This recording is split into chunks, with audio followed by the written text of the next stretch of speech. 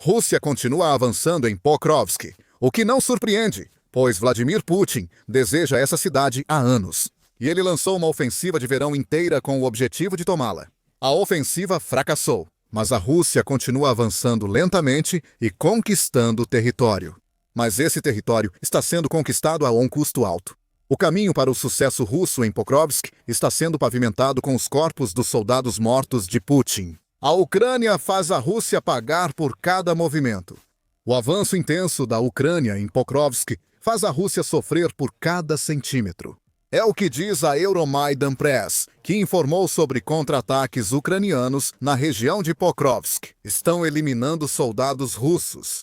Segundo a Euromaidan Press, soldados russos estão sendo isolados e eliminados, com a maior parte da contra-ofensiva ucraniana perto da estratégica Dobropilha.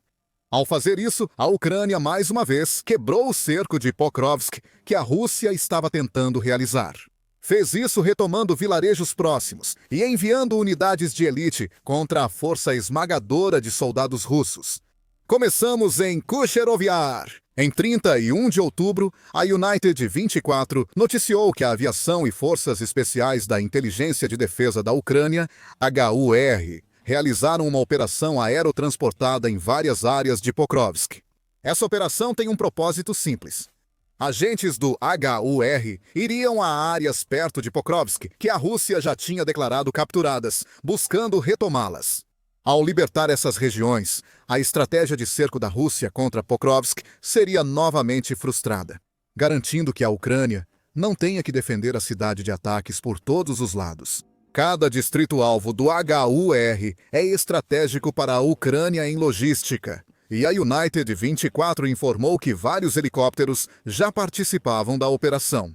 O chefe da inteligência militar da Ucrânia, Kirilo Budanov, também estaria envolvido, pois viajava ao local para supervisionar a operação planejada pelo HUR. Era tudo o que sabíamos em outubro. Durante os primeiros dias de novembro, muitos outros detalhes surgiram, e Kusherovyar estava no centro de toda a operação. A vila estava sob ocupação parcial russa desde meados de agosto, informou a Forbes no final de outubro. Em 22 de outubro, a Ucrânia preparava uma operação do HUR cujos detalhes só agora surgem. Paraquedistas ucranianos pousaram na vila e romperam as linhas russas. Lá, focaram em um dos maiores alvos de Putin, os civis ucranianos. Até 31 de julho, 13.883 desses civis haviam sido mortos pelos ataques da Rússia, com outros 35.548 feridos, segundo a statista. Em 22 de outubro, 10 civis escaparam desse destino. As forças de assalto aéreo os evacuaram enquanto estavam sob fogo das tropas russas, conseguindo finalmente coordenar suas fugas usando drones. Após garantir a segurança dos civis, as forças de assalto aéreo focaram nos soldados russos. Embora poucos detalhes sobre as ações das forças aéreas sejam conhecidos, Kusherovyar está oficialmente liberada. A Ucrânia divulgou imagens de drones com cerca de 50 soldados russos se rendendo às tropas ucranianas na vila. A Forbes explica por que isso é crucial para a Ucrânia.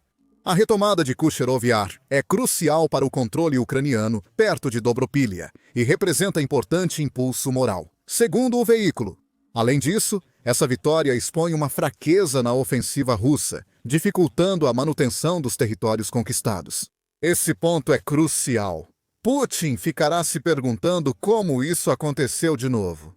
No verão, a Rússia conquistou vilarejos como Kusherovyar, mas logo os perdeu de novo. A Forbes destaca que a Rússia repete a estratégia de atrito do início da guerra na Ucrânia para avançar lentamente em direção a Pokrovsk. A primeira parte dessa abordagem costuma funcionar. A Rússia envia soldados continuamente à linha de frente, enfraquecendo as defesas ucranianas até abrir uma brecha. Um punhado de soldados entra e é aí que tudo começa a dar errado para a Rússia. Esses soldados adotam posições defensivas para resistir até a chegada dos reforços. O problema, do ponto de vista russo, é que os pequenos avanços raramente incluem blindados, realizados por tropas a pé ou, no máximo, de motocicleta. Tudo o que esses soldados conseguem fazer é atravessar brechas nas zonas de morte da Ucrânia sem neutralizar as próprias zonas de morte. Drones ucranianos seguem voando, brechas são fechadas e soldados russos que avançam ficam presos em bolsões sem saída. Quando os reforços não chegam e a Ucrânia corta a logística que deveria manter os soldados cercados abastecidos com comida e equipamentos, o moral começa a desmoronar. Um soldado só luta por um tempo, e na intensidade que Putin deseja, se não estiver com fome e sem munição. Eventualmente, as tropas nesses bolsões isolados cedem e a Ucrânia aproveita. Foi exatamente isso que ela fez com grande eficácia. Em Kucherovyar, seus paraquedistas foram lançados e libertaram a vila rapidamente. Os agentes do HUR quase não precisaram matar soldados russos, pois a maioria se rendeu ao perceber o que aconteceria. A Ucrânia está usando a própria tática da Rússia para quebrar o espírito coletivo do inimigo. A estratégia da Rússia apresenta falhas, e Putin parece incapaz de alterá-la. Retomar Kucherovyar já seria uma grande conquista para a operação do HUR. No entanto, a Ucrânia estava com o vento a favor e muito embalo, especialmente porque tantos soldados russos escolheram se render em vez de lutar. A Ucrânia avançou. Após libertar Kucherovyar, as forças ucranianas seguiram para leste até Zatishok. Como Kucherovyar, essa vila estava sob controle russo desde agosto, segundo o The New Voice of Ukraine, mas não está mais. A Ucrânia libertou e avançou. A UMN informou em 26 de outubro que Shiketska, terceira vila, também foi recuperada da Rússia. A Euromaidan Press informa que a Ucrânia fez uma operação de limpeza, enviando tropas de assalto terrestre para as vilas. Essas tropas foram apoiadas por drones de reconhecimento e de ataque que ajudaram o HUR a capturar mais 7 soldados russos, somando-se aos cerca de 50 que já haviam sido detidos em Kucherovyar. Desta vez, a Rússia revidou. O Estado-Maior da Ucrânia confirmou a morte de 44 soldados russos e 8 feridos durante o avanço ucraniano em 2 vilas. A varredura continua agora. Apesar da libertação das 3 vilas ser um grande sucesso para a Ucrânia, ainda resta muito trabalho. A imprensa Euromaidan destaca que a Ucrânia não pode agir com pressa. Se o HUR ficar confiante demais com seu sucesso, pode acabar encontrando soldados russos em outros bolsões, que estão mais bem abastecidos do que o esperado. Os russos ampliaram o uso de drones para abastecer tropas cercadas pelo ar, lançando pequenos contêineres de comida, munição e suprimentos médicos. Isso tem prolongado a sobrevivência das unidades cercadas, mas não seria suficiente para um combate longo. Segundo o Euromaidan Press, a Ucrânia deve esperar e atacar quando as tropas russas estiverem mais enfraquecidas. A Ucrânia também tem sido inteligente com o timing de seus contra-ataques, segundo o mesmo veículo. Avançar rápido gera a impressão de um ataque grande e coordenado, segundo o Euromaidan Press, e chama a atenção. Eles avisam o alto comando russo sobre as ações da Ucrânia perto de Pokrovsk, o que pode fazer a Rússia enviar mais soldados para reforçar os cercados. A Ucrânia permite que ocupantes que avançam relatem que suas posições estão estáveis. Só para atacar quando o alto comando russo operar com informações falsas. Quando comandantes russos percebem o ocorrido, a Ucrânia já recuperou o território e causado baixas inesperadas à Rússia. Abordagem inteligente que obriga comandantes russos a decisões precipitadas e mais perdas. A Ucrânia faz a Rússia sofrer por cada avanço próximo a Pokrovsk. Enquanto isso, a Ucrânia recupera áreas importantes conquistadas pela Rússia na ofensiva de verão. E as perdas da Rússia têm sido colossais perto de Pokrovsk. Segundo a unidade Peaky Blinders do exército ucraniano, que luta intensamente contra as forças russas em Pokrovsk. Em 2 de novembro, essa unidade postou no Telegram imagens aéreas impactantes de soldados russos mutilados e queimados nos campos e ruas onde tentaram atacar. Corpos queimados e mutilados de soldados russos estão expostos nos acessos à cidade. Quase todos foram atingidos por drones kamikaze ou lançamentos Marvik, informou a unidade. Por poucos quilômetros quadrados, a Rússia envia milhares de soldados para a linha de frente. Sem tática nem estratégia, eles são facilmente esmagados apenas com força bruta. A unidade conclui que a Rússia paga caro por cada avanço. Ela também paga o preço ao perder vilarejos importantes para contra-ataques ucranianos, como vimos com a operação do HUR no fim de outubro. Vamos falar de números. A Euromaidan Press relatou que, em 2 de novembro, as forças de defesa da Ucrânia repeliram 36 de 38 ataques russos, segundo postagem da unidade Peaky Blinders no Telegram. Os 2 ataques não tiveram grandes resultados. Enquanto isso, os contra-ataques da Ucrânia permitiram avançar até 4 quilômetros, o que equivale a aproximadamente 2,5 milhas, em certas áreas da frente de Pokrovsk. Então, não só os ataques da Rússia estão fracassando, mas a Ucrânia está aproveitando o fato de que os ataques russos são tão fracos para avançar. Aqui entram as decisões rápidas dos comandantes russos em Pokrovsk. Segundo a Euromaidan Press, comandantes locais, tentando salvar suas carreiras, enviaram reforços que só aumentaram as perdas. Essas decisões enfraqueceram a coesão russa e permitiram à Ucrânia desmontar as formações cercadas metódica e gradualmente. Essa é a genialidade da estratégia ucraniana em Pokrovsk. Agora, a cada vila retomada, a Ucrânia obriga a Rússia a deslocar soldados para frentes inesperadas pelos comandantes. Por que fariam isso? Capturaram o território para enviar soldados a outras vilas. Ou pelo menos era o que pensavam, até receberem a notícia de que a Ucrânia havia libertado os territórios que a Rússia achava que tinha capturado. Forçados a tentar salvar as aparências depois de perderem territórios que achavam que estavam seguros. Esses comandantes enviam tropas enfraquecidas para reassumir as vilas reconquistadas. A Ucrânia derrota essas tropas em pouco tempo. A perda desses soldados enfraquece ataques russos a outras vilas, criando um efeito dominó pela redução do efetivo. É assim que 36 de 38 ataques falham e ocorrem grandes perdas russas. Relatamos que cerca de 60 soldados russos se renderam, e número similar foi morto ou ferido na retomada de Kuscherov Yar, Zatishok e Shiketska. Isso é só uma parte das grandes perdas russas perto de Pokrovsk. As baixas são enormes. O primeiro corpo de Azov da Ucrânia, que foi deslocado para para a região de Pokrovsk no final do verão, depois que a Rússia fez avanços significativos, relata que a Rússia perdeu 1.226 soldados em apenas uma semana em sua área de responsabilidade. Além das baixas, foram perdidos 23 blindados, 130 veículos, 226 drones e 39 sistemas de artilharia. Isso é desgaste, mas não como Putin queria.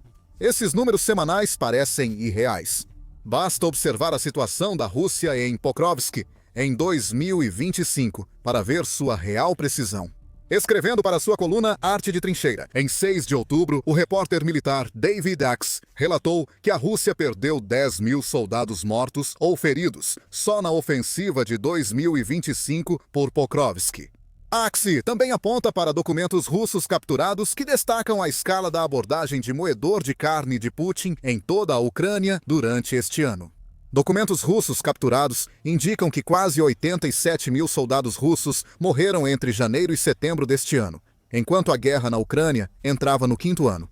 Outros 160.000 ficaram feridos muitos gravemente, e 34.000 desapareceram, a maioria dos quais provavelmente está morta, relata Axe.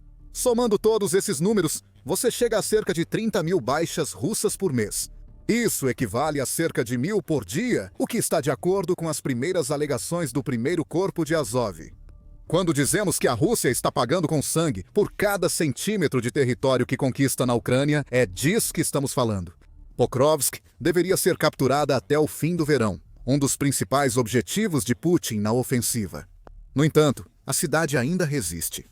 Como vimos no final de outubro, a Ucrânia recupera assentamentos que a Rússia queria usar como bases para atacar Pokrovsk por várias direções. O que significa que um trabalho que deveria ser concluído até o final do verão corre o risco de não ser finalizado nem em 2025. Isso vai incomodar Putin. Ele sabe, embora seja discutível se importa, que o exército russo sofre mais baixas em Pokrovsk do que imaginava. Mas é preciso conter um pouco o entusiasmo ucraniano aqui. O HUR teve destaque em Kuscherov Yar e outros locais com sua operação aerotransportada, prejudicando os planos russos de atacar Bukrovsk. Mas retomar essas aldeias não significa que a Rússia vá desistir de Pokrovsk tão cedo. Putin mantém a pressão por saber a importância logística e simbólica de Pokrovsk para a Ucrânia, como uma das principais cidades-fortaleza de Donetsk. Putin está irritado pois suas forças não tomaram Pokrovsk.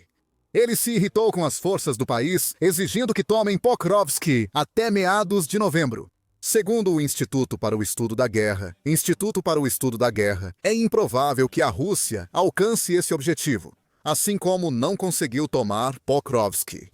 Como nas outras vezes em que Putin impôs prazos arbitrários para a queda da cidade. Putin frequentemente ordena ao Estado-Maior russo que conquiste áreas estratégicas em prazos impossíveis. O prazo de Putin para tomar Pokrovsk não reflete a real capacidade das forças russas de conquistar a cidade, segundo o Instituto para o Estudo da Guerra. O fato dessa exigência já mostra à Ucrânia que não pode se acomodar. A Rússia continua avançando em Pokrovsk, mas apesar dos avanços da Ucrânia, o progresso é lento. A Euromaidan Press afirma que a Rússia não cercou Pokrovsk até 2 de novembro. Isso ocorre principalmente pelas operações que a HUR fez no fim de outubro. Combates intensos seguem nas áreas próximas à cidade. A Rússia segue enviando pequenos grupos de assalto para abrir brechas nas defesas da Ucrânia. A abordagem começa a funcionar, informou a British Broadcasting Corporation. Em 28 de outubro, o presidente da Ucrânia, Volodymyr Zelensky, confirmou que forças russas estabeleceram pequena posição em Pokrovsk. Isso não quer dizer que Pokrovsk vai cair. Essa posição deve ser parecida com outras, indicando que as forças russas na cidade já foram isoladas. Ainda assim, o fato de soldados russos estarem em Pokrovsk destaca que Putin ainda tem uma carta importante, que ele acredita que fará a Rússia conquistar a vitória em Pokrovsk. Uma enorme vantagem em número de soldados. Zelensky afirmou que a Rússia tem vantagem de 8-1 em soldados em Pokrovsk. A Ucrânia não pode igualar a Rússia em número de soldados. Cerca de 200 soldados russos estão em Pokrovsk agora, segundo o presidente da Ucrânia, que afirma monitorá-los. Seus drones localizaram eles. A Rússia provavelmente só pode avançar em Pokrovsk após atingir seu objetivo de cercar a cidade. Ataques de uma só direção podem ser contidos pela Ucrânia, mesmo com vantagem numérica russa, mas ataques de várias direções são bem mais difíceis de conter. Por isso, forças especiais do HUR e do 1º Corpo de Azov se empenham para retomar os pequenos assentamentos ocupados pela Rússia. O The Guardian observa que a Ucrânia está bem ciente de como suas forças especiais são importantes para a defesa de Pokrovsk. Em 2 de novembro, o veículo informou que a Ucrânia enviou mais forças especiais para a cidade. Essas forças atuam em grupos consolidados, afirma o comandante-chefe das Forças Armadas da Ucrânia, Oleksandr Syrskyi. E por enquanto, estamos mantendo Pokrovsk, acrescenta ele. A questão é, por quanto tempo? Em 31 de outubro, o Kiev Independent divulgou que Zelensky acredita haver 170 mil soldados russos perto de Pokrovsk. São 60 mil a mais que os 110 mil que a Rússia mobilizou no início da ofensiva de verão, planejada para tomar a cidade até agosto. Esse número mostra a vantagem numérica da Rússia sobre a Ucrânia em Pokrovsk e os danos que a Ucrânia causou às forças de Putin em 2025. A solução de Putin para Pokrovsk é enviar mais soldados. A estratégia russa ainda pode dar certo. Uma desvantagem de 8-1 desgastará as defesas da Ucrânia. Até a queda de Pokrovsk, a Ucrânia seguirá com avanços brutais, que custam muitas vidas russas nas regiões próximas. Agora, a maior esperança de Putin é uma vitória de Pirro em Pokrovsk, já que a Rússia terá perdido mais de 10 mil de seus soldados em menos de um ano para conquistar a cidade. Sem combustível, a Rússia não consegue funcionar, e a Ucrânia sabe disso. Por isso, a Ucrânia ataca há meses as refinarias de petróleo da Rússia para eliminar seus principais produtos na origem. Agora, a Ucrânia foi além. Além de dificultar a produção de combustível essencial para o povo e o exército russos, também está destruindo oleodutos dos quais a Rússia depende para o transporte desse combustível. A Ucrânia cortou uma das últimas linhas de abastecimento do exército russo, enfraquecendo a máquina de guerra da Rússia. Segundo o Kiev Post, em 1º de novembro, a Ucrânia mirou 3 oleodutos de combustível do Oleoduto Anel de Produtos Refinados, que cruza toda a Rússia. Esse oleoduto mantém gasolina, diesel e combustível de aviação circulando na Rússia, sendo uma das artérias estratégicas mais vitais do país. Os motivos são simples. Com o anel, a Rússia mantém o combustível circulando de refinarias distantes até a Ucrânia. garantindo que suas tropas estejam abastecidas com o combustível de que precisam para lançar seus ataques. Esse oleoduto é essencial para distribuir combustível na Rússia. Sem o anel, a escassez de combustível que já está assolando a Rússia só pioraria. Dizemos pioraria, mas queremos dizer vai piorar. A inteligência militar da Ucrânia realizou um ataque preciso ao oleoduto Ring, deixando a Rússia atordoada. O oleoduto no distrito de Romensky, Oblast de Moscou, foi devastado por ataques de drones. Foi tão danificado que ficou totalmente fora de operação. A principal agência de inteligência da Ucrânia, a HUR, usou o Telegram para relatar suas ações na noite de 31 de outubro. Barulho em Moscou. Operação da HUR destruiu 3 linhas de instalação militar do agressor. A postagem começou em 31 de outubro de 2025. Após a operação da Inteligência de Defesa da Ucrânia, HUR, uma instalação militar crítica da Rússia foi desativada. O oleoduto Koltsevoy abastecia o exército russo com recursos para a guerra genocida contra o povo ucraniano. Koltsevoy é a palavra russa para anel ou círculo. E isso destaca a natureza circular do oleoduto que a HUR acabou de destruir. O jornal afirma que a Rússia já sabia que o oleoduto era alvo da Ucrânia e fez de tudo para protegê-lo. A HUR revela que redes antidrones foram instaladas em vários pontos do oleoduto. A Rússia também mantinha guardas paramilitares em terra para operar defesas aéreas e evitar infiltrações em direção ao oleoduto. Nada disso importou, pois a Ucrânia acertou mesmo assim. Mais uma operação bem-sucedida do HUR na Rússia representa um duro golpe para as capacidades militares e economia do Estado agressor. O HUR destaca que, especialmente na região de Moscou, o oleoduto Ring era essencial para a cidade. O Kiev Post relata que o Ring é um oleoduto de 400 quilômetros ou 248 milhas que conecta várias refinarias ao redor de Moscou. Inclui as refinarias em Ryazan, Novgorod, Nizhny, já atacadas por drones ucranianos, e uma refinaria em Moscou. Anualmente, esse oleoduto transporta 16 milhões de toneladas de gasolina, 28 milhões de diesel e 3 milhões de combustível de aviação pela Rússia. Esse último tipo de combustível é extremamente importante. A Rússia precisa de combustível de aviação dentro do próprio país porque uma de suas principais táticas é lançar bombas planadoras contra a Ucrânia a partir de bases aéreas que ficam em seu próprio território. A perda da capacidade de transportar até 3 milhões de toneladas de combustível de aviação por ano pode significar isso. Com menos aviões russos voando, também há menos bombas planadoras russas nos céus. Bombas avançam para a Ucrânia. A United 24 Media relata que a Rússia enviou equipes de emergência e segurança ao local do ataque da Ucrânia quase imediatamente. No entanto, não importava a rapidez com que esses serviços responderam. O dano já estava feito, e o anel foi completamente inutilizado pela Ucrânia. Os reparos já estão em andamento. No entanto, assim como vemos nos ataques da Ucrânia às refinarias, a Rússia agora precisa tentar reparar um oleoduto vital enquanto lida com recursos limitados e a ameaça de novos ataques que podem acontecer. A Ucrânia pode ter tirado o anel de operação por meses. O HUR agora sabe que pode atingir um dos principais oleodutos de combustível de Moscou. Se conseguiu fazer isso uma vez, o HUR pode muito bem conseguir fazer de novo. Isso vai aterrorizar a Rússia. Mas o que também vai preocupar especialmente Putin é que a Ucrânia parece estar ampliando o alcance de seus ataques de longo alcance contra a Rússia com esse último ataque. Nos últimos meses, a Ucrânia atacou repetidamente refinarias russas, retirando cerca de 38% da capacidade de refino do país, fora do ar. Com menos refinarias, a Rússia produz menos combustível, afetando seu povo, soldados e economia. Agora, depois de tanto tempo atingindo o combustível russo na fonte, a Ucrânia ampliou seu alcance a ponto de atacar os oleodutos que transportam o combustível que a Rússia ainda possui.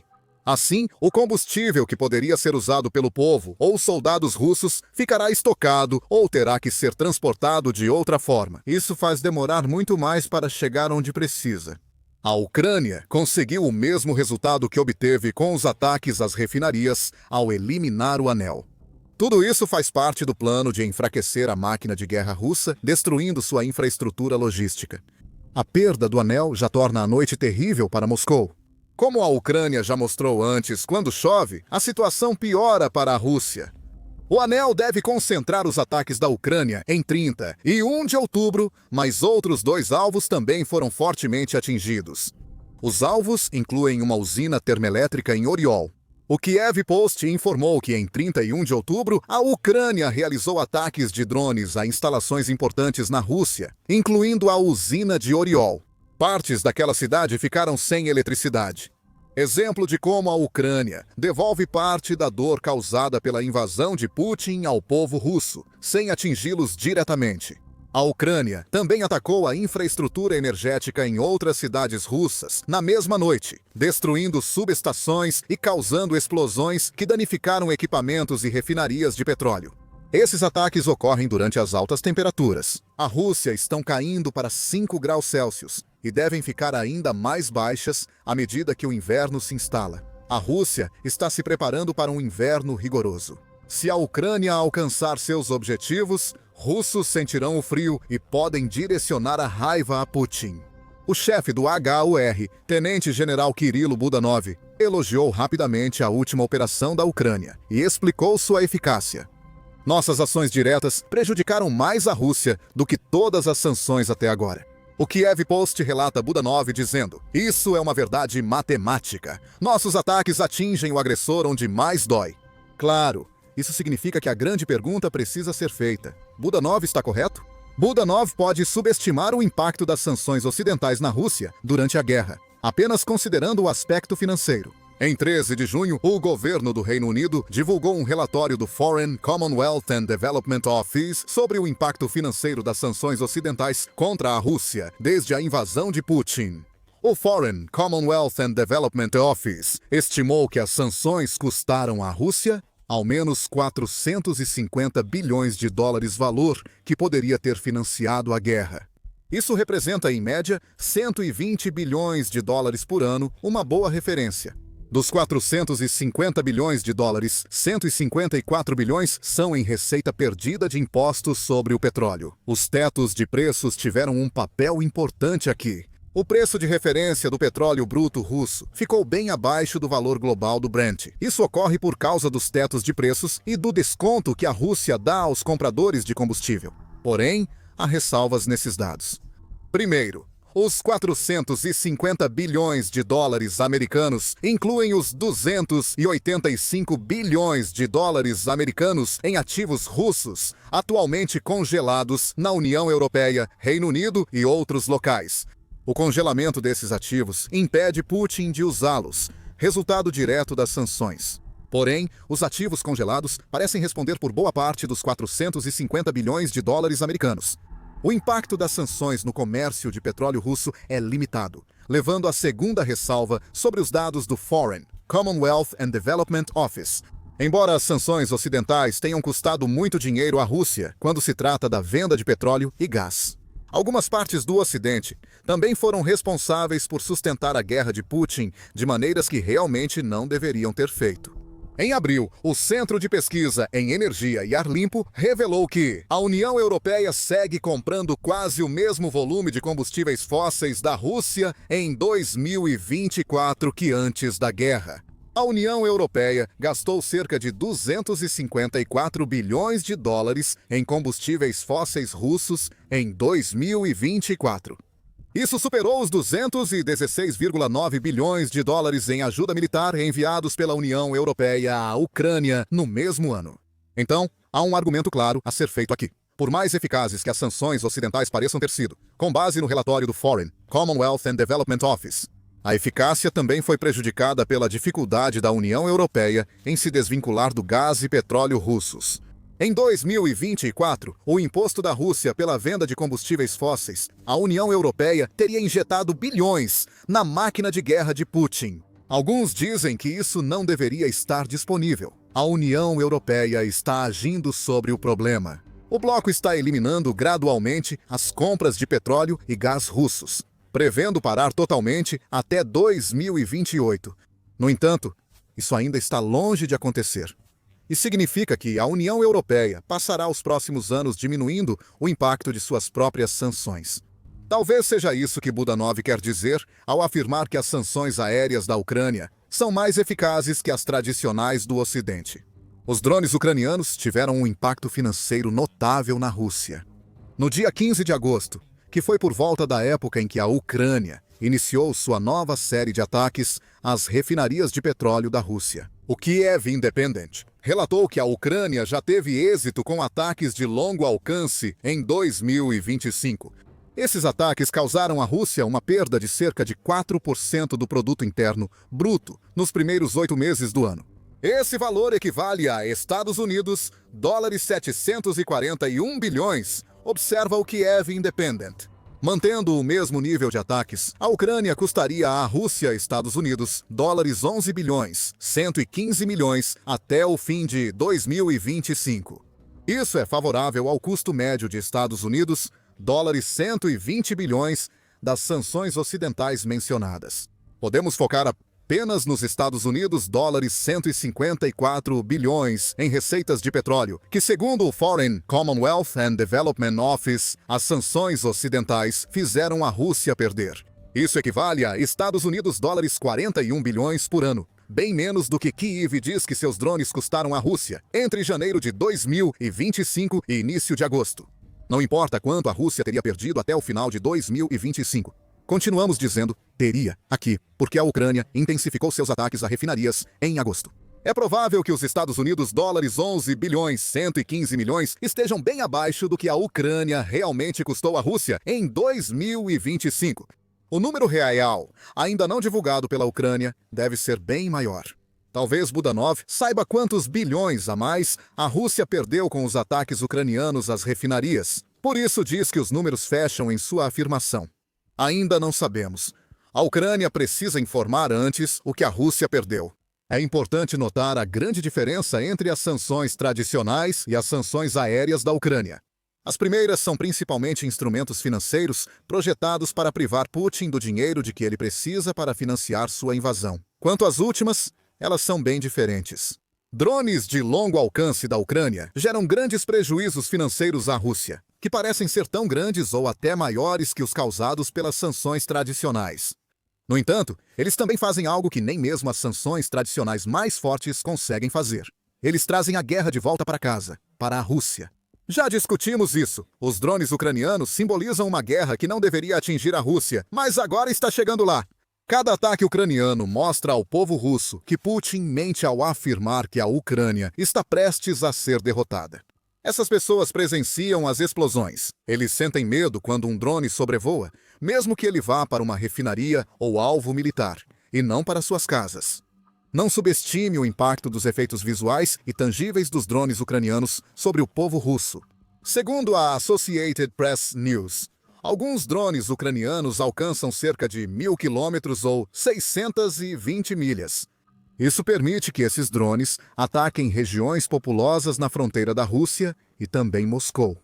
O mesmo veículo relata comentários feitos pelo diretor da empresa global de análise de riscos, RAIN, Adriano Bossoni, segundo o veículo. A Ucrânia está conseguindo levar a guerra para dentro da Rússia com mais eficácia. A Rússia acreditava que seu território estava seguro durante a maior parte da guerra, mas isso mudou, disse Bossoni à Associated Press News. Essa é a grande diferença. O efeito das sanções tradicionais se manifesta ao longo do tempo, corroendo gradualmente as capacidades financeiras da Rússia.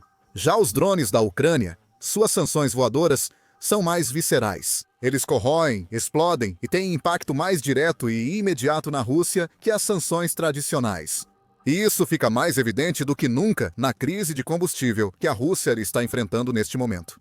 Em 27 de outubro, o Moscow Times informou que os preços da gasolina na Rússia aumentaram 116% desde o início de 2025. Isso não é inflação natural. É resultado direto da crise de oferta e demanda que a Ucrânia criou, com as greves intensas nas refinarias que mencionamos antes. Em 1º de novembro, o Kiev Independente divulgou comentários do chefe do Serviço de Segurança da Ucrânia, Vassil Maliuk. Ele afirmou que a Ucrânia fez pelo menos 160 ataques a refinarias e instalações petrolíferas russas em 2025, sendo 20 deles em setembro e outubro. Esses alvos são legítimos, já que petróleo e refino respondem por cerca de 90% do orçamento de defesa da Rússia. Esses são os petrorublos que financiam a guerra contra nós, afirma Maliuk. Ele destaca que ataques ucranianos atingiram refinarias russas. O país enfrenta uma deficiência de 20% no fornecimento de gasolina para atender sua demanda interna. Nada disso é coincidência. A Ucrânia sabe exatamente o que está fazendo com seus ataques de longo alcance contra o petróleo russo. O ataque ao oleoduto Ring é apenas o mais recente de uma série de investidas projetadas para enfraquecer a Rússia na Ucrânia e, quase tão importante, causar sofrimento aos russos, que agora se veem fazendo fila nos postos de gasolina para comprar quantidades limitadas de combustível a preços inflacionados. Claro, a Rússia nega que seja a Ucrânia a responsável por todos esses problemas. Ao falar sobre o aumento da gasolina na Rússia, o ministro da Energia, Sergei Tsavilyov, afirmou que prejudicar os próprios cidadãos com preços altos fazia parte do plano russo. Falando a TASS, Tsavilyov afirmou: "Primeiro, deixe-me explicar por que essa situação de preços surgiu em primeiro lugar. Em agosto, os preços subiram na bolsa por dois motivos principais. Primeiro, era a temporada de manutenção programada nas refinarias de petróleo, o que reduziu os volumes de produção. Em segundo lugar, havia a tradicional alta demanda sazonal. As compras por pânico também foram um problema", acrescentou o ministro da Energia. E realmente foi. As compras por pânico foram provocadas pelas sanções aéreas na Ucrânia, pois os russos reagiram mal à suposta manutenção programada. A realidade que a Rússia está tentando esconder do seu próprio povo é que os ataques de longo alcance da Ucrânia estão tendo sucesso, tantas vezes que empurraram a Rússia para uma crise de combustível. Isso não era esperado, nem os ataques em território russo. Agora, Putin e seus aliados precisam lidar com esses ataques, porque eles lembram muito mais que a Rússia está em guerra do que qualquer sanção tradicional. O fechamento do anel é o lembrete mais recente. Drones ucranianos atingem com força e alcançam Moscou. Se Putin acha que o apoio ocidental vai enfraquecer e reduzir os ataques de drones ucranianos, está muito enganado. A maioria dos ataques de longo alcance da Ucrânia agora usa armas fabricadas no próprio país. Isso é o que afirma o presidente ucraniano Volodymyr Zelensky. O Kyiv Post relata que Zelensky faz essa afirmação. Entre 90% e 95% dos ataques de longo alcance, como o ao oleoduto Anel, usam armas ucranianas. Armas como Storm, Shadow, Atacoms e Scalp foram relegadas a papéis de apoio. Ou seja, não são mais as armas de longo alcance do Ocidente que deveriam preocupar a Rússia, e sim as armas da Ucrânia. E as coisas só vão piorar para a Rússia, já que as capacidades em evolução da Ucrânia significam que não serão apenas drones que vão voar para dentro da Rússia, à medida que 2025 se aproxima do fim. Em 28 de outubro, o Kiev Independent noticiou que Zelensky confirmou o uso de 2 mísseis ucranianos na Rússia. Tanto o Flamingo quanto o Ruta já decolaram, ambos com alcances impressionantes e muito mais potentes do que os drones que a Ucrânia usou para atingir o oleoduto circular. Em 31 de outubro, a Ucrânia cortou o anel, com o Flamingo, o Ruta e outros decolando. A Ucrânia agora pode transformar esses cortes em decapitações. Se a Rússia não parar a Ucrânia, ficará sem combustível e dinheiro. Antes de Putin ficar sem soldados para a guerra na Ucrânia, moedor de carne. Há mais de um mês, a Rússia ataca a infraestrutura energética da Ucrânia. O objetivo de Vladimir Putin é privar os civis ucranianos da eletricidade e do gás de que precisam para aquecer suas casas com a chegada dos meses frios do inverno. É uma estratégia inteligente para um líder russo que não hesita em aterrorizar civis na guerra que conduz. Mas a Ucrânia não está aceitando passivamente o que a Rússia faz. A Ucrânia está revidando na mesma moeda, lançando ataques de vingança que estão deixando os cidadãos russos sem energia elétrica. Eles precisam sobreviver ao inverno. Ao fazer isso, a Ucrânia revela uma fraqueza que a Rússia tenta esconder. Qual é essa fraqueza? Explicaremos depois no vídeo. Por ora, saiba o que a Rússia faz com a Ucrânia e como esta respondeu com fortes ataques de vingança. Como a CNN informou em 10 de outubro, a Rússia tem recorrido a uma tática que já usou em anos anteriores da guerra na Ucrânia. Desde setembro, o país desviou vários ataques de longo alcance das cidades ucranianas. Direcionou esses ataques à infraestrutura de energia que permite aquecer e abastecer casas. A lógica desses ataques é simples. A Ucrânia tem invernos muito frios. Segundo a organização Pessoas em Necessidade, as temperaturas no país no inverno vão de -4,8 a 2 graus Celsius, 23,36 a 35,6 graus Fahrenheit. Esses períodos de frio intenso costumam vir com fortes nevascas, dificultando a locomoção mesmo nas melhores condições. Pense quando cortam combustível e eletricidade. A Rússia está tentando causar sofrimento ao destruir a infraestrutura de energia da Ucrânia, e é uma estratégia que funciona. A CNN afirma que a Rússia ataca quase diariamente a infraestrutura energética da Ucrânia. O presidente da Ucrânia, Volodymyr Zelensky, acrescenta que os ataques são muito deliberados. Falando após o ataque de 10 de outubro, que matou uma pessoa e deixou partes de Kiev sem energia, Zelensky chamou o ataque de cínico e calculado. Com mais de 450 drones e 30 mísseis mirando em tudo que sustenta a vida. Tudo do que os russos querem nos privar. A infraestrutura civil e energética é o principal alvo dos ataques russos antes da temporada de aquecimento. Zelensky não é a única pessoa a perceber a estratégia de Putin. O Reino Unido também percebeu isso, segundo Neil Holland, chefe da delegação britânica na Organização para a Segurança e Cooperação na Europa desde maio de 2023. Holland condenou os ataques da Rússia à infraestrutura energética em uma declaração publicada pelo governo do Reino Unido em 16 de outubro. A Rússia novamente usou o inverno como arma, realizando ataques coordenados à infraestrutura energética civil da Ucrânia nas últimas semanas. Esses ataques prejudicaram a produção de gás e atingiram instalações críticas de armazenamento no oeste da Ucrânia, disse Holland. Ele disse que as Nações Unidas sugeriram que o ataque de Putin à infraestrutura energética da Ucrânia pode ser crime de guerra, especialmente considerando que esse ataque tem um impacto severo sobre os civis. E, como sempre acontece para coincidir com a chegada do inverno, os ataques diários da Rússia à infraestrutura energética são devastadores. E se você tiver alguma dúvida de que eles acontecem quase todos os dias. Enquanto fazíamos este vídeo, saiu a notícia de mais um ataque da Rússia. Em 2 de novembro, a Euronews noticiou que a Rússia lançou 79 drones e 2 mísseis Iskander-M contra a Ucrânia. Essas armas tiveram como alvo a infraestrutura de energia e prédios residenciais da Ucrânia, matando 2 pessoas e ferindo outras 3. Esse é apenas um dos muitos casos. E a Ucrânia já tinha tido o suficiente muito antes disso acontecer. A Ucrânia presencia essa tática russa anualmente desde a invasão de Putin, e agora revida com a mesma estratégia. Se Putin quer tirar energia dos ucranianos, a Ucrânia fará o mesmo com a Rússia. A vingança da Ucrânia foi rápida, implacável e conseguiu causar danos significativos. A imprensa Euromaidan forneceu os detalhes básicos em um relatório de 2 de novembro. Ucrânia lançou vários drones contra a Rússia e ocupantes russos na Ucrânia, todos mirando infraestrutura de energia de alta voltagem. 5 regiões foram alvo na noite de 1º para 2 de novembro, resultando na Ucrânia conseguindo desativar mais de 5.000 megavoltamperes ou MVAs de energia. Esses ataques de novembro ocorreram após outros em 31 de outubro, que discutiremos mais adiante no vídeo.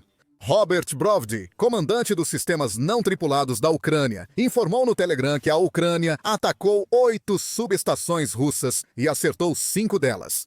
Durante a noite passada, os pássaros SBS bicaram 5 subestações até Griatsy, com uma capacidade total de 5.066 megavoltampere. Uma foi feita junto ao SS Obrovdi, rugiu em sua postagem e ainda zombou da Rússia, chamando-os de vermes. Lembre-se, luz, calor, badabum, inverno escuro. Apagão não assusta. Palavras duras, talvez, mas ditas por quem já viu a Rússia agir assim com seu povo várias vezes. Agora, a Ucrânia tem capacidades de longo alcance e muitos drones para revidar. Um pouco do que Putin está dando para a Ucrânia. E na noite de 1º para 2 de novembro, a Ucrânia garantiu que a Rússia fosse forçada a engolir uma dose pesada do seu próprio remédio. Brovdi afirma que 5 alvos foram atingidos, um deles em Lipetsk. Ucrânia atacou a subestação Lipetskaya, de 500 kV em Lipetsk, com drones. O local é um centro de energia essencial para a rede elétrica da Rússia Central, segundo o Euromaidan Press. A subestação abastece as indústrias de Lipetsk, inclusive uma grande siderúrgica, e conecta várias linhas de transmissão. Masa diz que esta subestação provavelmente foi atingida com apoio das forças especiais da Ucrânia. A conta Euromaidan Press, no X, compartilhou vídeos de explosões em Lipetsk. É difícil distinguir algo nesses vídeos, pois mostram céus totalmente escuros, sem referências reais. Às vezes, um estrondo alto ou o clarão de um drone explodindo ilumina o céu. Os drones da Ucrânia acertavam os alvos, e os moradores de Lipetsk sabiam. O próximo seria o Oblast de Kursk. Esse Oblast é bem conhecido para quem acompanha a guerra na Ucrânia. É o Oblast onde a Ucrânia iniciou contra a invasão à Rússia em agosto de 2024. Isso a levou a tomar centenas de milhas quadradas do território russo. Putin se envergonhou com a invasão de Kursk e passou o verão tentando conquistar Sumy para criar uma zona de proteção entre a Ucrânia e a fronteira russa. Mas falhou. A Ucrânia ainda consegue atacar Kursk. Em retaliação, a Ucrânia atacou a subestação de Zelezhnogorsk. A Euromaidan informa que ao menos 15 drones foram vistos na cidade, com explosões e incêndios registrados. O primeiro drone surgiu por volta das 22h de 1º de novembro, seguido por outros que destruíram uma subestação de 330 kV. A instalação está na mesma cidade da usina de enriquecimento de minério Mikhailovsky, considerada pela imprensa Euromaidan um elo importante da cadeia de suprimentos da indústria militar russa, porque ela produz os componentes para fabricar aço militar. Militani detalha que os 15 drones vistos em Zelezhgonorsk chegaram em 50 minutos, após as 22h. Também observa que a usina de enriquecimento de minério, que acabamos de mencionar, já havia sido atingida anteriormente por drones da Ucrânia e está operando sob sanções dos Estados Unidos. Existe uma lógica: se as sanções da Ucrânia e do Ocidente não eliminam a usina, cortar seu fornecimento de eletricidade, mesmo que temporariamente, pode resolver. Novamente, há imagens dos drones da Ucrânia em ação. Um veículo de comunicação russo em Kursk divulgou vídeos do ataque a Zelezhgonovsk. Em um dos vídeos, vemos um dos drones da Ucrânia descendo em direção ao seu alvo. Embora as imagens não mostrem as consequências, um vídeo separado mostra simplesmente uma explosão que ilumina o céu noturno. Não está claro se essas imagens estão ligadas ao primeiro vídeo, mas é óbvio que a Ucrânia, mais uma vez, atingiu seu alvo. A vingança é doce para a Ucrânia. Mas o próximo ataque da lista é um pouco mais estranho, pois envolve a Ucrânia fazendo algo que você talvez não esperasse. Ela atacou a si mesma. Bem, tecnicamente. Outro alvo da Ucrânia durante seus ataques de drones em 1º de novembro foi a região de Alchevsk, que fica em Luhansk. Apesar de ser território ucraniano, Luhansk ficou sob ocupação russa na maior parte da guerra. Segundo a Reuters, em agosto de 2025, a Rússia controlava toda Luhansk, mas ainda havia combates no Oblast. Isso indica que há áreas fora do controle total da Rússia, mas Luhansk já está praticamente sob domínio. Então, a Ucrânia atacar seu próprio território em 1º de novembro faz todo sentido. Ela pode reconstruir subestações e infraestrutura após retomar Luhansk, mas destruí-las agora prejudica o exército russo, principal objetivo da Ucrânia. A Euromaidan Press relata que a Ucrânia atingiu uma subestação de 220 kV em Alchevsk. Novamente, há imagens do que a Ucrânia conseguiu. Hoje, a Ucrânia divulgou vídeos e uma foto mostrando explosões ou um grande incêndio no céu noturno. A Euromaidan Press informa que o ataque causou um apagão na região ocupada, cumprindo seu objetivo. E assim continua. A Euromaidan Press informa que a Ucrânia atacou Oriola, Krasnodar Krai e provocou incêndio por drones na Crimeia. No caso de Oriol, acredita-se que a Ucrânia atingiu diretamente a usina termoelétrica local com mísseis Netuno. Esse ataque ocorreu um dia antes dos ataques às subestações russas. E havia um último alvo na lista da Ucrânia, a própria capital russa, Moscou. Segundo o RBC Ucrânia, houve pânico em Moscou em 30 e 1 de outubro após quedas de energia. O veículo relata que moradores disseram que postes e luzes das casas começaram a apagar à noite. Vídeos circularam em redes como o Telegram, mostrando a cidade na escuridão.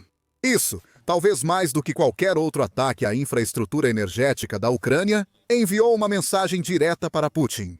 Apagões fora de Moscou podem ser informados ao líder russo, mas ele não os sente de fato. Quando Moscou fica no escuro, Putin não pode mais ignorar a situação da Rússia.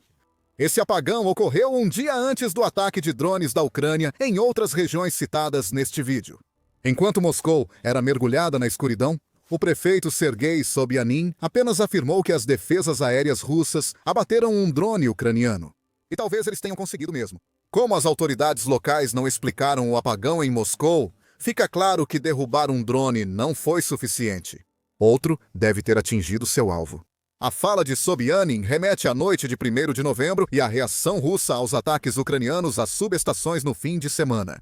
A essa altura, não deveria ser surpresa que a Rússia fez exatamente o que sempre faz: negar tudo. Em vez de admitir que os drones da Ucrânia acertaram alvos diretos, a Rússia está agindo como se tivesse derrubado todos os drones que a Ucrânia enviou em sua direção.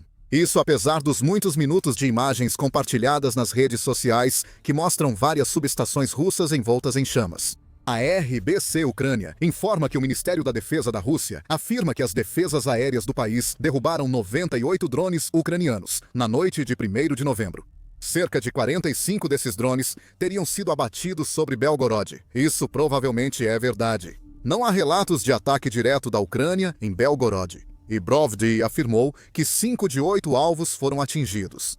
A infraestrutura de energia de Belgorod permanece intacta até agora. O Ministério da Defesa da Rússia afirma que 12 drones ucranianos foram destruídos em Samara e 11 em Moscou. Mas nas regiões que cobrimos, a Rússia teve bem menos sucesso. Ela afirma ter abatido 2 drones sobre Lipetsk e 1 sobre Kursk. Moradores relataram pelo menos 15 drones em Kursk em 1º de novembro. Um drone abatido de 15 é um resultado péssimo para as defesas aéreas da Rússia, nessa oblast de fronteira vulnerável. E isso nos traz de volta a algo que mencionamos no início do vídeo. A maior fraqueza da Rússia, a Ucrânia expôs o fato de que a Rússia simplesmente não tem defesas aéreas nem de longe suficientes para lidar com as hordas de drones que a Ucrânia agora é capaz de enviar para o território russo, mesmo que o Ministério da Defesa russo esteja dizendo a verdade. Apesar de destruir 98 drones ucranianos em 1º de novembro, isso não foi suficiente. Vários drones da Ucrânia passaram, como mostram as subestações em chamas em regiões russas. O grande problema que a Rússia enfrenta agora é que suas defesas aéreas estão muito espalhadas para conseguir defender toda a Rússia e proteger as forças de ocupação russas na Ucrânia. Parte do motivo se deve à própria Ucrânia. Segundo o Ministério das Finanças da Ucrânia, a Rússia perdeu 1.235 unidades de guerra antiaérea desde o início da invasão. Esse número é enorme, com a maior parte do equipamento provavelmente perdida na Ucrânia, criando um grande problema para a Rússia. Putin não pode simplesmente permitir que suas tropas fiquem desprotegidas por defesas aéreas enquanto tentam lançar ataques contra as defesas da Ucrânia. Os drones, mísseis e aeronaves ucranianos destruiriam as forças russas. Assim, a Rússia precisa repor cada defesa aérea perdida para manter a força de seus ataques na Ucrânia. Essas unidades não surgem do nada. Elas estão saindo da Rússia, permitindo que a Ucrânia faça ataques como os de 30 e 1 de outubro e 1º de novembro. A Rússia já não possui defesas aéreas para se proteger dos drones ucranianos de longo alcance e está ficando desesperada. Em maio, a United 24 revelou que a Rússia tentou instalar dezenas de defesas aéreas falsas S-300 e S-400 no Extremo Oriente, para esconder que não possui defesas para proteger essa área. Esses alvos falsos são toscos ou incompletos, observa o veículo, o que sugere que a Rússia foi forçada a construí-los às pressas. Alguns não têm antenas falsas de radar que os tornariam mais convincentes, enquanto outros são desproporcionais e fáceis de identificar. O Extremo Oriente russo raramente é atingido pela Ucrânia, pois a distância dificulta ataques com mísseis e drones. O que provavelmente aconteceu aqui é que a Rússia foi forçada a retirar unidades legítimas de defesa aérea do seu extremo oriente para enviá-las à Ucrânia ou para proteger alvos dentro do alcance da Ucrânia em seu próprio território. Os alvos falsos servem para esconder o fato de que as defesas aéreas da Rússia estão sobrecarregadas. Eles não estão indo bem. Outra indicação das dificuldades da Rússia vem da Turquia. Em setembro, a Rússia ofereceu comprar de volta alguns sistemas de defesa aérea S-400, que vendeu para a Turquia há alguns anos. A Turquia ainda não aceitou a proposta da Rússia. O pedido da Rússia para recomprar esses sistemas prova que ela não os tem mais em quantidade suficiente. Putin teve que pedir sistemas de defesa aérea a um país da OTAN. Descubra o que isso significa para Rússia, Turquia e OTAN no vídeo publicado em setembro. Francamente, a Rússia deveria ter previsto isso. O grande tamanho do país sempre foi visto como vantagem para a Ucrânia. Mesmo antes de ter drones e mísseis de longo alcance usados contra a Rússia em 2025. Em maio de 2023, o Centro de Análise de Políticas Europeias, destacou que Moscou está quase indefesa contra drones ucranianos. Na época, isso não era por falta de defesas aéreas. As defesas encamadas em torno da capital russa foram feitas para mísseis, não para drones menores e mais lentos em baixa altitude. Militares do Ministério da Defesa da Rússia já apontaram abertamente a baixa eficiência e o alto custo de combater drones por métodos tradicionais. A defesa se torna ainda mais complicada, porque os vantes geralmente são feitos de plástico e movidos por um pequeno motor de metal, o que resulta em uma assinatura de radar baixa. Eles voam em baixas velocidades e baixas altitudes, o que dificulta atingi-los de longe, disse SIPA na época.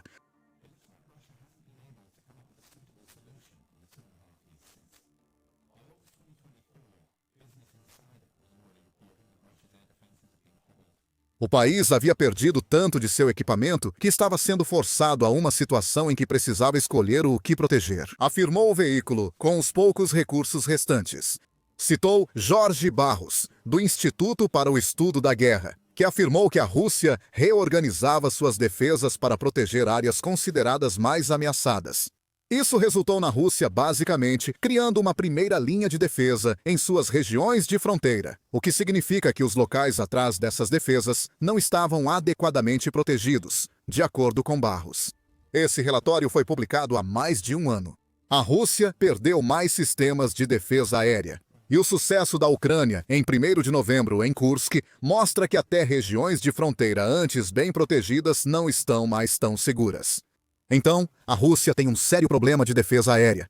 E se o Instituto Real de Serviços Unidos, ou o Instituto Real de Serviços Unidos, estiver correto, esse problema só vai piorar muito, à medida que a guerra na Ucrânia avança para 2026.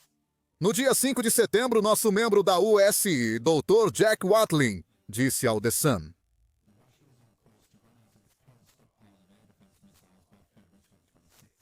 No entanto, Watling alertou que a Rússia pode ter capacidade de reconstruir seus estoques desses mísseis, como já fez no passado. A Ucrânia ainda tem chance de aproveitar uma oportunidade. Ela será capaz de explorar as carências e fraquezas da Rússia para atingir um número crescente de alvos e pressionar a indústria russa, disse Watling ao The Sun. A Ucrânia revelou detalhes de mais uma missão de ataque bem-sucedida em solo russo. Desta vez, especialistas em operações secretas de Kiev eliminaram uma das posses mais valiosas da Rússia. Um novo míssil, visto como um dos melhores do arsenal do Kremlin. É mais uma humilhação para o presidente russo, Vladimir Putin, e mais uma vitória satisfatória para a Ucrânia. A notícia do incidente só foi divulgada agora pelo chefe do Serviço de Segurança da Ucrânia, Vasyl Maliuk, divulgada em coletiva de imprensa por Volodymyr Zelensky em 31 de outubro.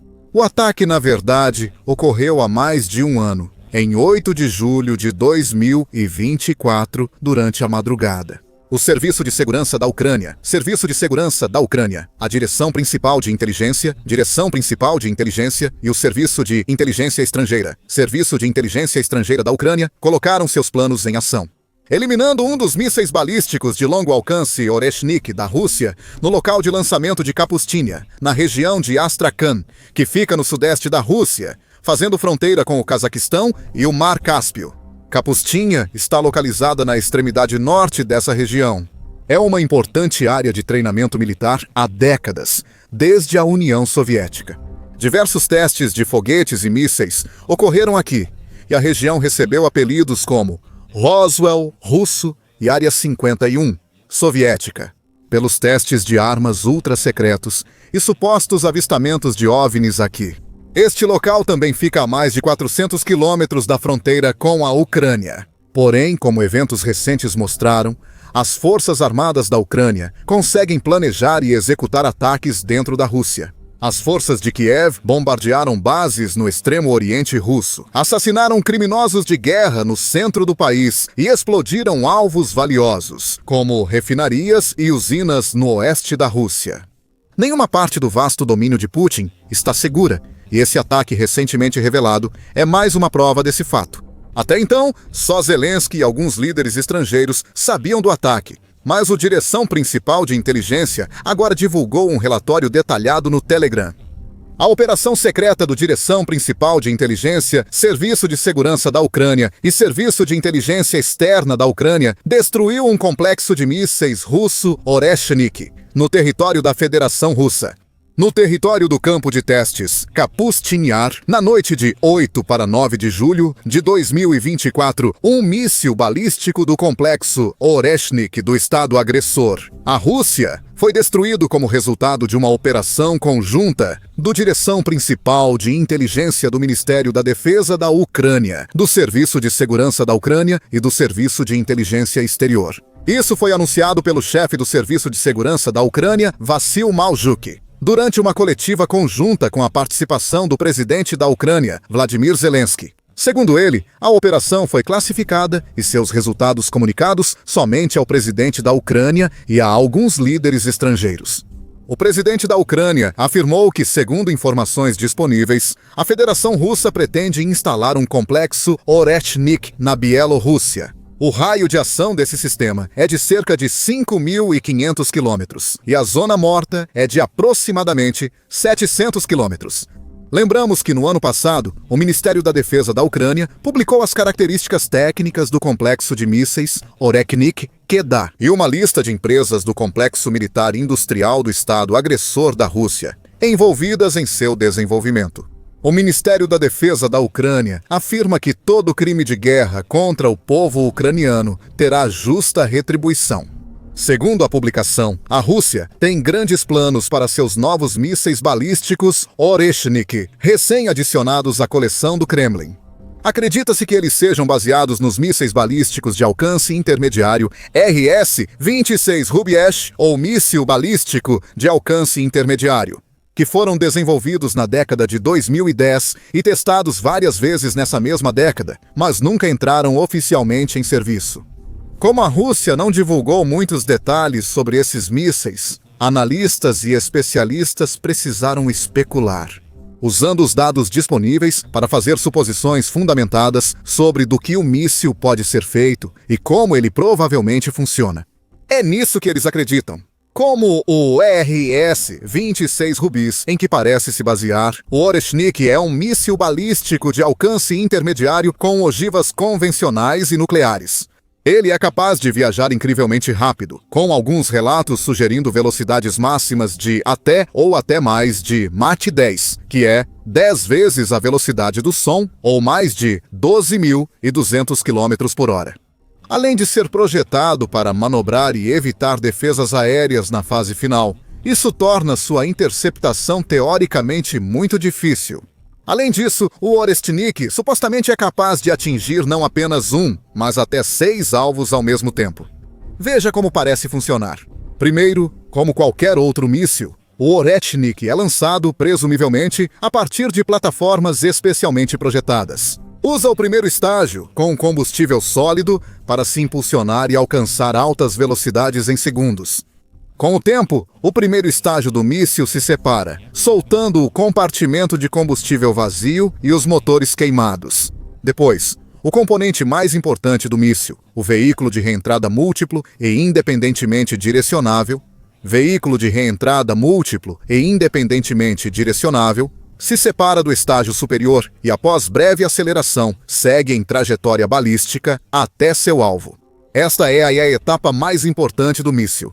É nesse ponto que se acredita que o veículo de reentrada múltiplo e independentemente direcionável está mais vulnerável à interceptação e destruição no ar.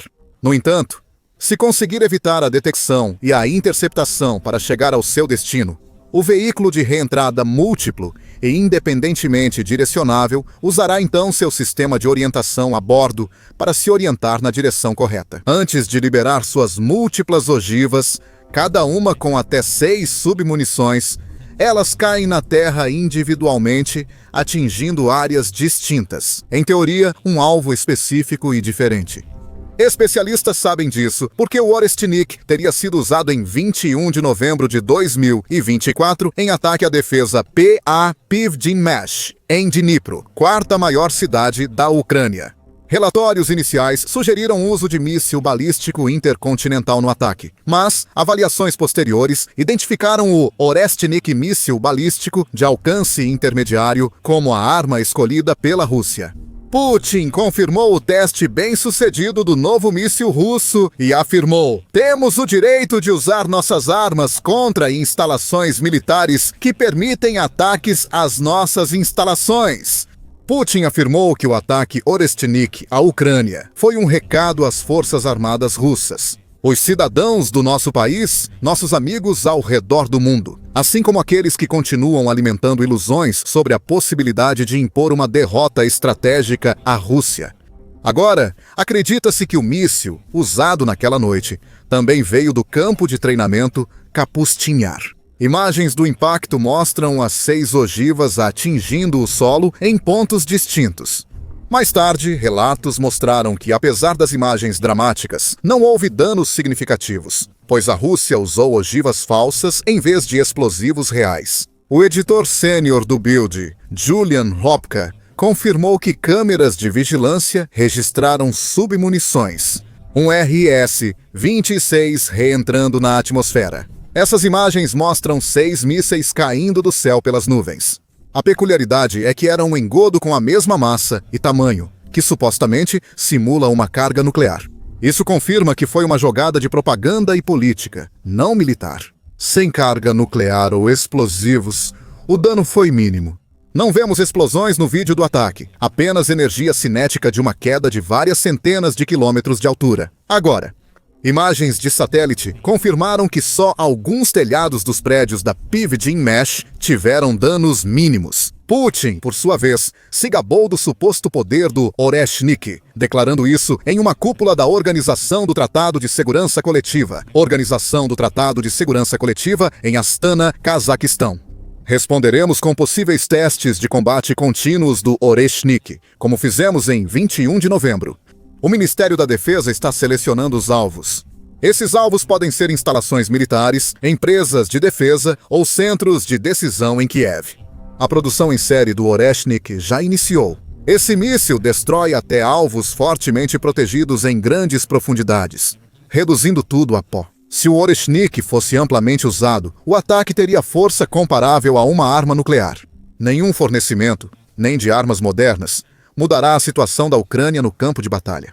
O presidente da Rússia afirmou que o novo míssil do país teria dezenas de ogivas teleguiadas capazes de atingir alvos com alta precisão.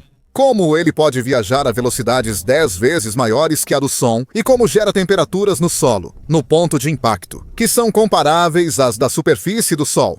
Ele também afirmou que o Oreshnik era mais do que capaz de destruir bunkers subterrâneos situados 3 ou 4 andares abaixo do solo, sugerindo que o Kremlin poderia usá-lo como uma bomba quebra-bunker, destruindo abrigos subterrâneos e depósitos em Kiev e outras áreas da Ucrânia.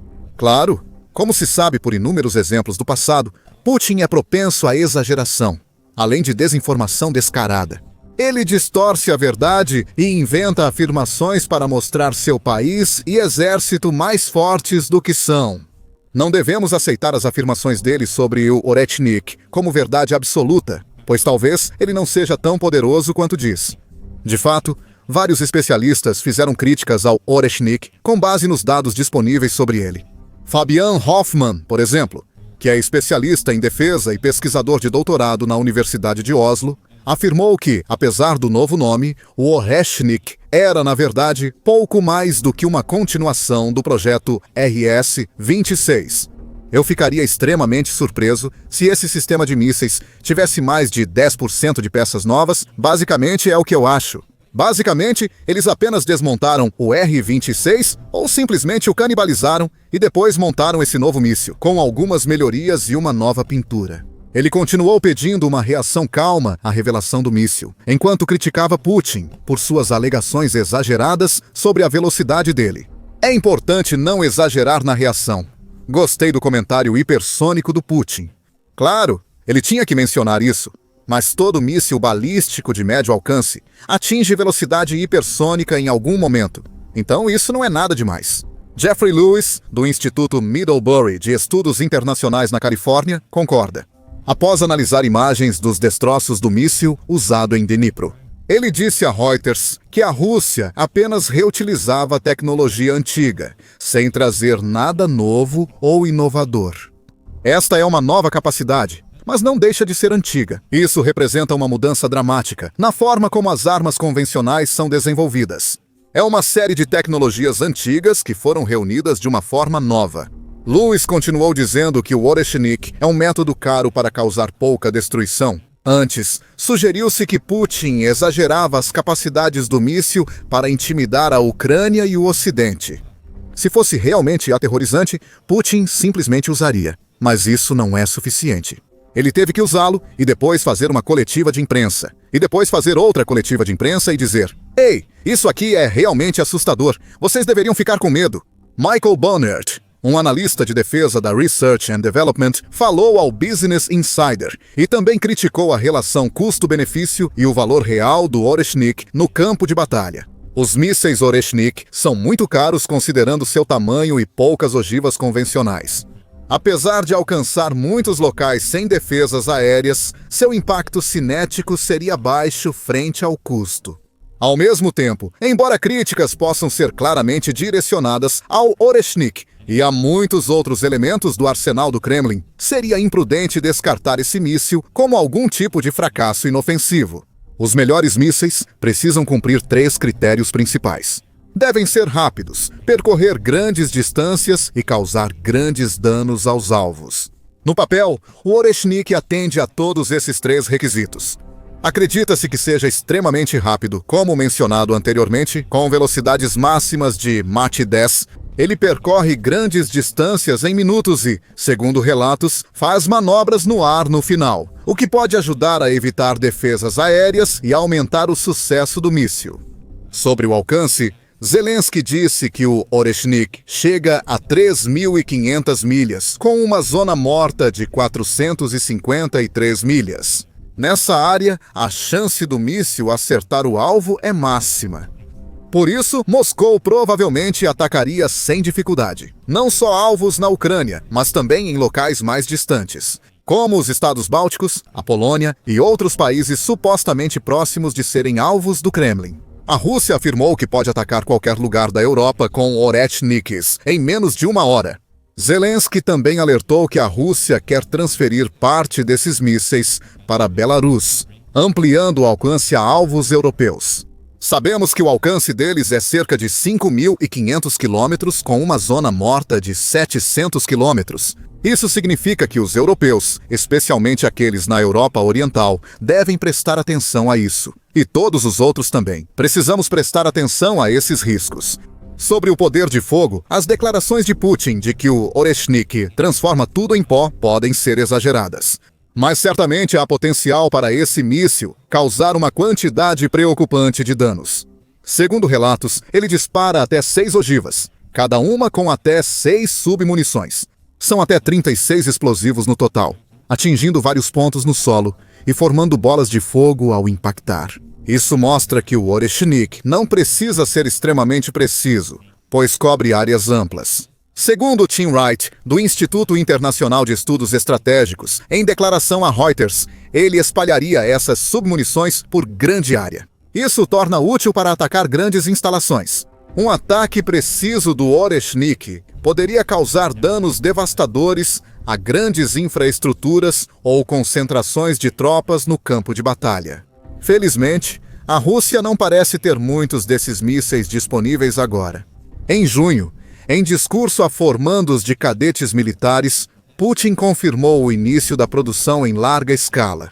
A produção em série do mais recente sistema de mísseis de médio alcance Oreshnik está em andamento. No entanto, ele não especificou exatamente quantos mísseis estavam sendo fabricados. Segundo a Ucrânia, a resposta é: não muitos. O presidente Zelensky diz que a Rússia só consegue fabricar até 6 por ano. 3 teriam sido fabricados em 2024. Um lançado contra Dnipro e outro destruído em Kapustinha por operações secretas ucranianas. Então, mesmo que a Rússia aumente a produção, ela só vai ter um punhado desses mísseis para usar.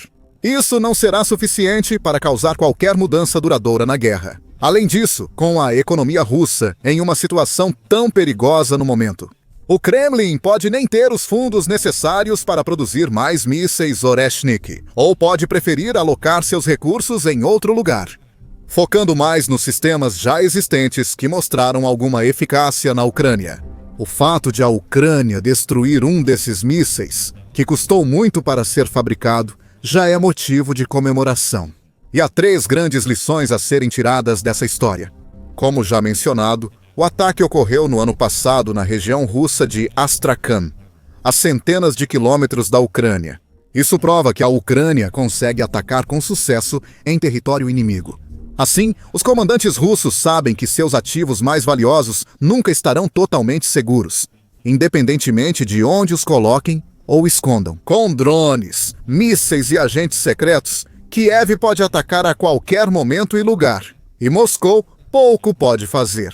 Em segundo lugar, é interessante notar que esse ataque só está sendo conhecido mais de 1 ano depois de ter ocorrido. Frequentemente, a Ucrânia assume a responsabilidade por ataques a alvos russos imediatamente. O Direção Principal de Inteligência divulga relatórios no Telegram e outros canais, celebrando vitórias e listando ativos russos danificados ou destruídos. Desta vez foi diferente. A Ucrânia optou por manter todas as informações desse ataque em segredo, guardando suas cartas. E isso levanta a questão: quantos outros ataques já aconteceram e ainda não são conhecidos? É provável que as forças de Kiev tenham destruído mais armas e ativos russos recentemente, mas ainda não estão prontos para compartilhar seus relatos com o mundo todo? Portanto, é possível que haja ataques adicionais, assim como este que foi revelado, nos próximos meses. A terceira e última conclusão é, em sua postagem no Telegram, o Direção Principal de Inteligência observou. No fim de 2024, ele publicou um relatório com as especificações técnicas do míssil Oreshnik, assim como uma lista de empresas militares russas responsáveis pelo desenvolvimento e produção dele. Em outras palavras, as forças da Ucrânia sabem quais empresas estão contribuindo para esse míssil e sabem exatamente onde essas empresas estão localizadas. Os drones e mísseis de Kiev podem, no final das contas, lançar fogo sobre esses elementos fundamentais do complexo de defesa militar da Rússia antes do fim do ano. Agora, veja este vídeo sobre mais uma inovação do exército russo muito divulgada por Putin, mas que se revelou um fracasso total. Veja este vídeo para saber como a Ucrânia trava uma segunda guerra dentro da Rússia, usando operações secretas, infiltrações e uma rede clandestina para desestabilizar o Kremlin. Por fim, inscreva-se no nosso canal para se manter informado e atualizado. Isso ocorre na guerra entre Rússia e Ucrânia e em outros grandes conflitos mundiais.